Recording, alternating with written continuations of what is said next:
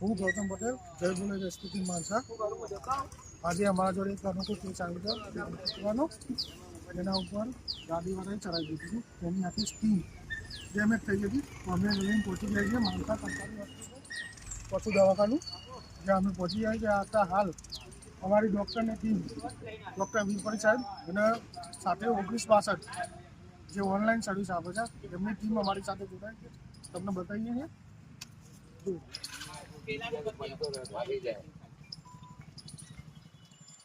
હાલ અમારા કૂતરાની ટ્રીટમેન્ટ થઈ રહી છે પૂરેપૂરી, અને હાલ ટાટા સ્ટીચી લઈ રહ્યા છે।